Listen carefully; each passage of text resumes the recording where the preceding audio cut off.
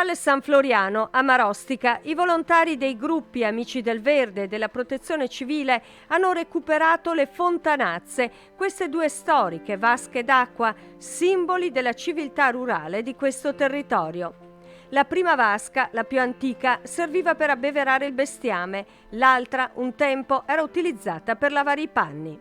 C'era molto terreno in eccesso, c'era un problema proprio di acqua stagna che creava delle difficoltà anche per il passaggio delle persone a piedi.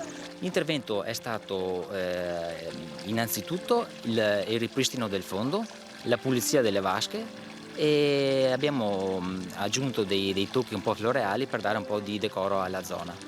Sono luoghi che raccontano di una cultura contadina che ha caratterizzato il Veneto fino a qualche decennio fa. Luoghi della memoria che vanno preservati. Il recupero della cultura rurale passa proprio anche da questi piccoli interventi. Ne abbiamo in programma ulteriori, sempre dello stesso tipo, che mirano a recuperare di fatto i vecchi fontanazzi disseminati in giro per il territorio comunale.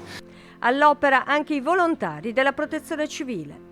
È stata una bellissima opportunità, soprattutto anche per i giovani come me, che faccio parte della protezione civile da circa un anno. Abbiamo operato lo svuotamento delle vasche e il lavaggio a pressione con un'idropulitrice.